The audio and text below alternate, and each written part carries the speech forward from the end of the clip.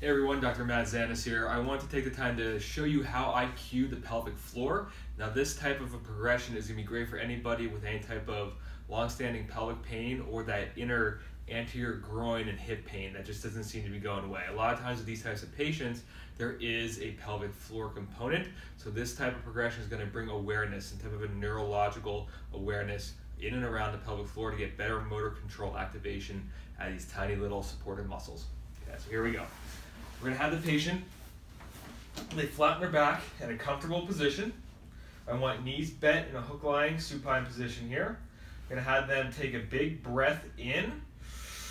And as they exhale, they're going to use their hands to help push their rib cage down and in.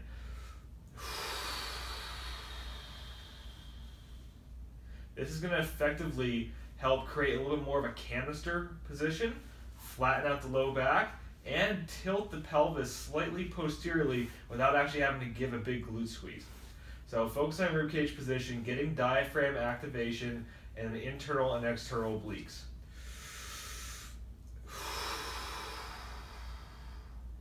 After that they establish this position, I want them to maintain that throughout the entire time that we go through this pelvic floor exercise. So the first part of the progression is going after the bottom hole, so the back hole.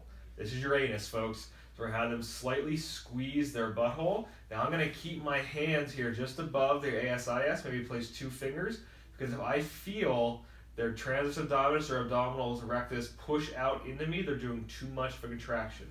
So I'll have them go back hole. That's going to be my first cue. So back hole, have them slightly squeeze it. You should feel nothing moving here.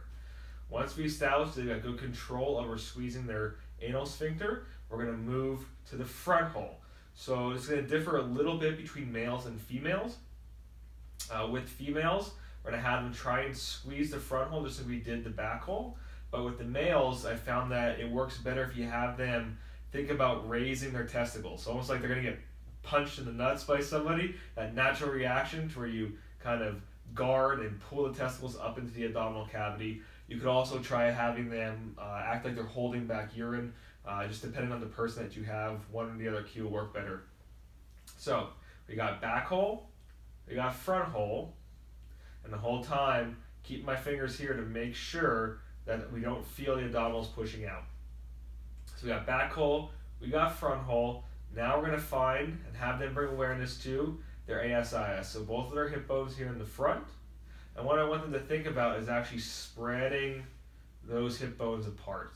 And I'll sometimes bring my hands up on top to act like I'm giving them a little bit of a tactile cue so they know what it feels like to spread those apart. And that's getting that real low abdominal muscles working here just above the pelvic floor between the inguinal ligaments. So we got back hole, we got front hole, and spread apart. So back hole, front hole, spread apart. And you will obviously see me doing nothing right now.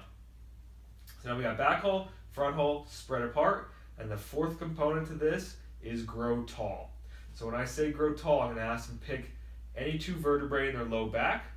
I don't care if it's L4, L5, L5, S1, doesn't matter. Have them close their eyes and picture it in their mind.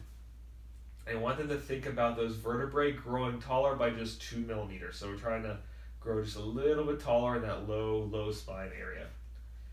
So we're going to go close the eyes. We got back hole, front hole, spread apart, and grow tall.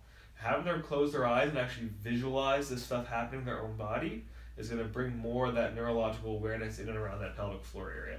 So this is going to be great for a lot of people that have any type of chronic pain down here. Going back to our questions that we typically ask about pain with sex or low back pain that doesn't seem to be going away, this is a great place to go. So we're using some actual gradient motor imagery here as well, which is pretty cool. So the full progression is now going to be this. Inhale, exhale, blow that air out, maintain that rib cage down position. Back hole, front hole, spread apart, grow tall. And I'll have the patient go through that sequence maybe about 5 to 10 times, depending on how long it takes them to get it. And with each contraction, we want them to release the back hole before they go to the front hole, release the front hole before they go to spread apart. And as they get better and better and better at this, we'll have them try and string it together. So maintaining the back hole contraction to the front hole contraction, to the spread apart, and to the grow tall. Now, after we go through that supine, it'll be important to get them on their feet and try to replicate that same progression while standing, because that's when it's going to be the most functional for them. This is a great take-home exercise that you can use as a baseline measure, and it's another great exercise to bring that neurological connection and awareness if you're working with a lot of athletes who maybe have pain with squatting and or deadlifting. If they're that fitness athlete, that CrossFit athlete, you can have them go through something like this and give them some type of a tactile cue. So one of my favorites is to have them go through that sequence and slap themselves on the side of the leg.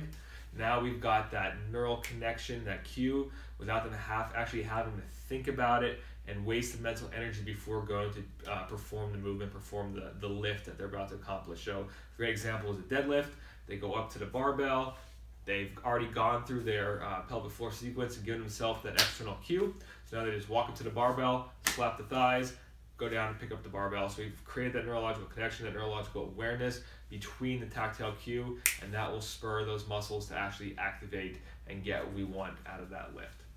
Guys, I hope you really enjoyed this video. Please let me know if you have any comments or questions, and I'll see you guys next time.